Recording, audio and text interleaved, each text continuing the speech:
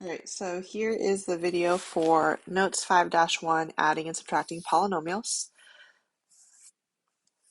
So let's first define what a polynomial is. A polynomial is an expression that can have constants, variables, and exponents. With polynomials, you can't have any negative exponents. So for instance, x to the negative 2, which is actually the same thing as 1 over x squared, which is dividing by a variable. Or you can't have a variable in the denominator. You can't have any fractional exponents, for instance, x to the 1/2 power, which is actually the same thing as the square root of x, so you can't have any radicals in a polynomial expression. And lastly, you need to have a finite number of terms. So here's an example of a polynomial, m cubed plus 8m squared minus 10m plus 5. So this polynomial in particular has 4 terms. Terms are separated by addition and subtraction signs. And our first term is m cubed. Okay, so terms are the different things, like I said, separated by addition and subtraction. The coefficient is a number in front of that term. So in this case, m cubed, if there's no number in front, that number is 1. So the coefficient would be 1. The variable is whatever letter you're using, which in this case is going to be m. The power is the variable with the exponent, so m to the 3rd power. Lastly, the exponent is the little number. In that case, m to the 3rd power, your exponent would be 3. So the second term in this case is going to be positive 8m squared. Your coefficient is the number in front of the variable, which in this case is going to be 8. The variable here again is m. Our power is going to be m squared, and our exponent is going to be 2. The third term is negative 10m, so we do need to make sure that the sign goes with the number. The coefficient in this case is going to be negative 10. Your variable is m. Your power is going to be m to the 1st power. So when there's no exponent on the variable, that exponent is 1. And then lastly, like I said, the exponent is 1. Our fourth term here is 5. So the coefficient in this case is just going to be 5 because it is our constant term.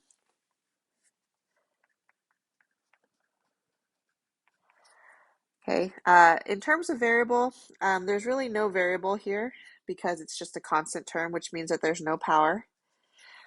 Okay, or we can also think of it as it's kind of like m to the 0 power, which is actually equal to 1. That's why there's no variable. So in our exponent in this case is really just going to be 0. Okay, but again, that's just a constant term. We generally don't say that the constant term has a variable just because it can get a little confusing. Okay, so in terms of how we classify polynomials, we classify polynomials by the degree and the number of terms. So the degree of the polynomial is always just going to be whatever the highest degree exponent.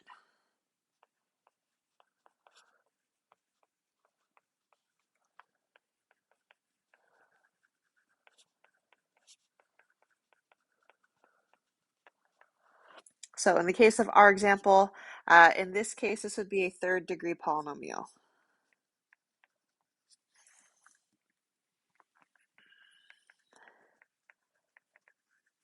In terms of how we classify by the number of terms, the 3 terms you really need to be familiar with is monomial, binomial, trinomial. So monomial is a polynomial with 1 term. A binomial is a polynomial with 2 terms. And a trinomial is a polynomial with 3 terms. If we have greater than or equal to 4 terms, if a polynomial has greater than or equal to 4 terms, we would just call it a polynomial. So in this case, going back to this example, this is a 3rd degree polynomial. We can also call this a 3rd degree is also known as a cubic polynomial. If it was a degree 2, we would say quadratic polynomial. If it was a to the 1st power, we would say linear, but definitely want you to be familiar with the terms monomial, binomial, and trinomial. All right, so now let's talk about what it means to have a polynomial written in standard form. So a polynomial in standard form, we arrange the terms so that the term with the highest degree exponent goes first.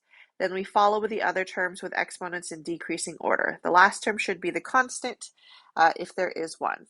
So looking at this example, this is a polynomial not written in standard form because the highest degree exponent is not first. So first thing we're going to do is figure out what is the highest degree exponent. In this case, it's x cubed. So that term is going to go first. Then the second highest degree is going to be the squared term. So that's going to go second. The third is the x term. And lastly, our constant term is going to go fourth. So when we write this in standard form, we're going to start off with x cubed. Then it's going to be plus 3x squared. Then it's going to be minus 5x, so make sure the sign goes with a number. And then lastly, in the end, minus 12.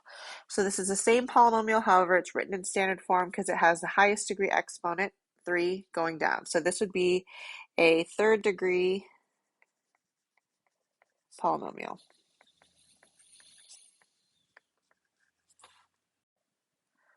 All right, so now let's talk about how we add polynomials. So first thing we need to talk about is what does it mean to be a like term? So you learn this when you first learn to do any operations with variables. Like terms have the same variables, same exponents. So for example, the term 2x squared and I don't know, negative 3x squared are considered like terms because they have the same variable, same exponent. The coefficient doesn't matter. We're worried about the variable and the exponent. Another example, maybe we'll take one with two variables. We'll say 2xy squared and 7xy squared. So those are like terms because the variable and the exponents are exactly the same, xy squared, xy squared. So we would be able to add these two together. So some non-examples would be, so for instance, if we take 2x squared and 3y squared.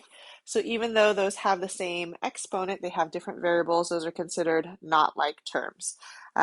Similarly, you can have the same variable, such as 2x squared and 7x cubed. Even though those have the same variable, they have different exponents. Those are considered non-examples. We can also take a term with two different variables. So maybe 2x squared y, and I don't know why I keep picking the number 2, and negative 3xy squared. Those are not considered like terms because they have to have the exact same variable and the exact same exponent. So even though they have the same variables, they don't have the exact same combination of exponents. Okay, so when we're adding polynomials, we just combine like terms. So we identify our like terms and then we just add our coefficients. So for example, if we were to add together these two polynomials, we identify them as like terms. We know that the x squareds go together. We just take our coefficients and add them together. So 2 plus negative 3 would give us negative 1 x squared. All right, so let's take a look at example 1 here. It says simplify the expression. We have two polynomials. The first one is a second degree trinomial, and we're adding a second degree trinomial to that. So since we're adding, we just need to, we can basically ignore the parentheses and we're just going to combine like terms. So I'm going to use just underlining to combine like terms. So I just kind of go from left to right. So first thing I see is a negative 2x squared. And I know I'm just going to scan through and identify any other x squared terms. 5x squared, those go together. Next term is going to be 3x. And I'm going to look for other x terms. That's going to go with negative 4x. And then lastly, I have my constant term, which is going to go with my constant term. All right, so in terms of combining like terms, so first starting with my x squared terms, negative 2 plus 5 is going to be 3x squared. And then my x terms, it's going to be 3x and negative 4. So 3 and negative 4, that's going to be negative 1x, or just x. And then lastly, my constant term, I have negative 7 and negative 8, which is going to give me negative 15. So there it is. Here's the work I want to show, just that you're identifying like terms. All right, looking at example 2, so it says consider each polynomial function. So this is just function notation. A of x equals x cubed plus 5x squared minus 9, and b of x, so that's how we would read it, b of x is negative 3x squared minus x plus 1. It says determine the function c of x. equals ax plus bx. So this is just telling us to take this function and add it to this function. So I'm just going to show you a different way you can write this. You can actually write these vertically and add them the same way that you would add maybe like two 3-digit numbers. If I asked you to add two 3-digit numbers, you would probably write it something plus something and you would add straight down.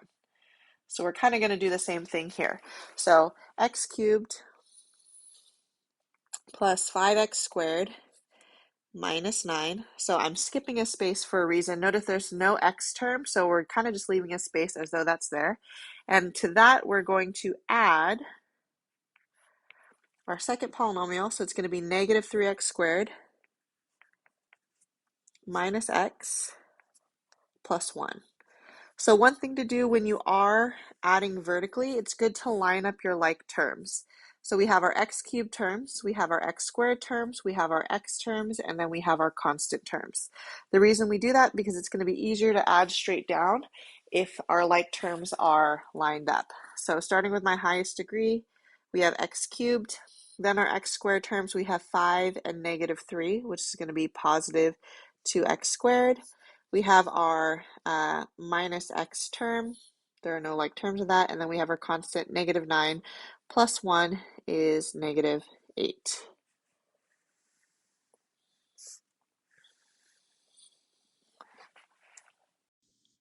All right, so now let's take a look at an example where we are subtracting. So it says when we subtract polynomials, we have to distribute the negative first, then we're going to combine like terms. So it says using the polynomials from example 2, determine the function d of x, which is equal to ax minus bx. So in this case, here are the polynomials from the previous one. So we're going to write out this problem. Ax is going to be x cubed plus 5x squared minus 9 is my first polynomial. And we're going to subtract my second polynomial. So it's going to be negative 3x squared minus x plus 1. Okay, so when we're doing subtraction, the first thing we need to do is we're going to distribute that negative to the second parentheses. Essentially what that does, when you multiply anything by a negative, it flips the sign. So our first polynomial is going to stay exactly the same. And our second polynomial, we're distributing that negative. So we have negative 1 times negative 3, so that becomes a positive 3. Negative 1 times negative 1, that becomes a positive. And a negative times a positive, that will give me a negative 1. So notice, here's my second polynomial. And all it did was take this polynomial and we just flipped the signs. So the negative became a positive. This negative became a positive, and this positive became a negative. So the signs flip.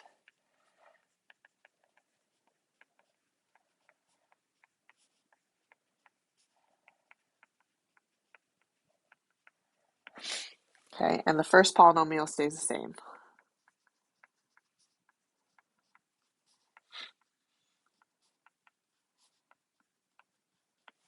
Okay, so now that once we've done that, now we can go ahead and identify our like terms. So I start with the highest degree exponent, which is x cubed, and it looks like that it's a lone term, doesn't have any like terms.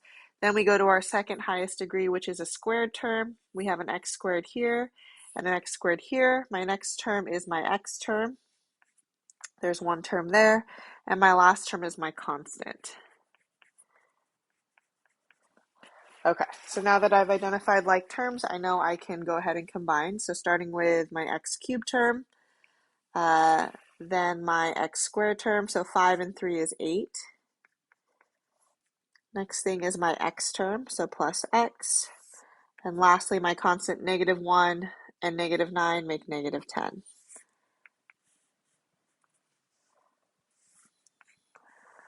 So here's my final answer.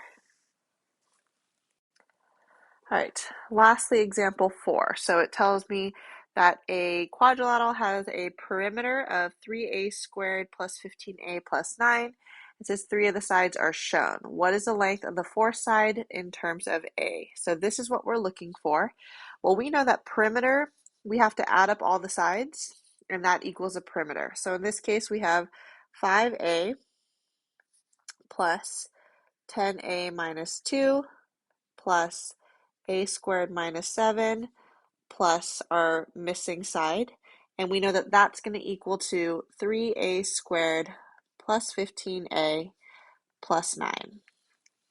Okay, so what we're going to do is let's simplify this expression on the left-hand side and see what these polynomials added together equal.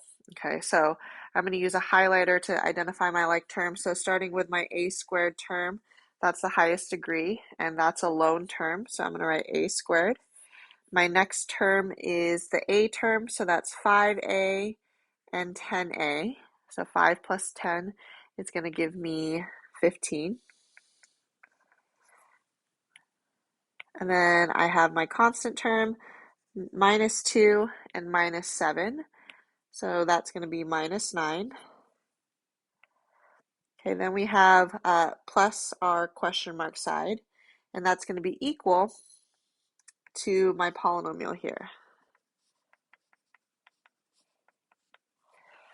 So really what we need to do is we need to get this question mark by itself. So we're going to take this whole polynomial and we're going to subtract it from this one. So we're going to do 3a squared plus 15a plus 9 minus this entire polynomial, a squared plus 15a minus 9. And actually, we could put the first polynomial in parentheses if we want as well. So this is a subtraction problem. We had to add first to combine like terms, and now we're going to subtract. So first thing we need to do is we need to take that negative and distribute it to the second polynomial. First polynomial stays the same. And then my second polynomial, the signs are going to flip. So I'm actually going to write it underneath just to show the both ways that we can do this. So this is going to become negative a squared minus 15a plus 9. So I'm going to write that here. So negative a squared minus 15a plus 9.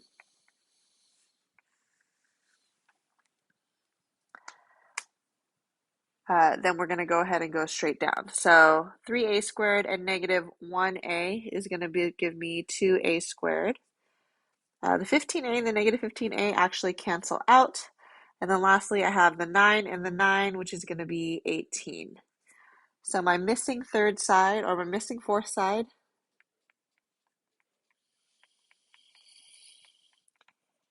is 2a squared plus 18. All right, so now let's take a look at a couple of these practice problems. Homework problems, so starting with number 2. So we're using these function ups here, and it says bx is going to be, we're going to do kx plus lx. So here's kx, 4x cubed minus 3x squared plus 3x minus 10. And we're going to add lx to that. So lx, negative 5x squared plus 3x minus 5. So again, when we're adding, line up your like terms so you can add straight down. So we have 4x cubed, and then we have negative 3 and negative 5, which is going to be negative 8. 3 and 3 is 6, and negative 10 and negative 5 is going to be negative 15. So we have 4x cubed minus 8x squared plus 6x minus 15. All right, number 4, it says define dx, and then we're going to do kx minus lx. So kx, 4x cubed minus 3x squared plus 3x minus 10, and we're going to subtract lx, which is negative 5x squared plus 3x minus 5. So first thing, we got to distribute that negative. The first parenthesis stays the same, so 4x cubed minus 3x squared plus 3x minus 10. Second parentheses, we're flipping the sign. So this negative 5x squared becomes positive 5x squared. This 3x becomes negative 3x, and this minus 5 becomes plus 5. Now we're just going to identify like terms. So starting with my x cubed term, there are no other x cubed terms, so it's going to be 4x cubed. Next thing is going to be my x squared term. So I have an x squared right here and an x squared right here. So that's negative 3 and positive 5. That's going to be positive 2x squared. Then we have our x terms. I have 3x and negative 3x, which actually those end up canceling each other out because 3x plus negative 3 is 0. And then lastly, my constant terms. So I have negative 10 and positive 5, which is just going to be minus 5. So dx is going to be, d of x is going to be 4x cubed plus 2x squared minus 5. All right. Lastly, number 5, it says write an expression that represents the area. Oops, actually, this should say perimeter, so I need to fix this on the homework because we haven't learned area yet. Perimeter of the rectangle in terms of x.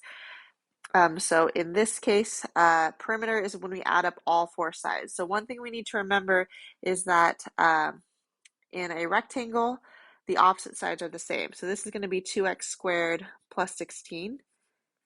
And this bottom one is going to be 3x squared minus 4x plus 13. So we do need to make sure with a quadrilateral we're adding 4 sides together. So we're adding these 4 sides together. So instead of writing, or actually I'm going to go ahead and write them out this way. So we have 3x squared minus 4x plus 13. And then we have the opposite side. Plus we have these sides, so 2x squared plus 16. And then we have another 2x squared plus 16. Notice again, I'm lining up my like terms. All my x squared terms are lined up, all of my x terms are lined up, and all of my constant terms are lined up. So starting with my x squared terms, I have 3 plus 3, which is 6, plus 2 is 8, plus another 2 is 10. So I have 10x squared. My x terms, I have negative 4 and negative 4, which is going to be negative 8x. And lastly, I'm going to add together the 13 plus 13 plus 16 plus 16. So this is what, 26, and this is 32, and 26 plus 32 is going to be 58. So my perimeter of the rectangle is going to be 10x squared minus 8x plus 58.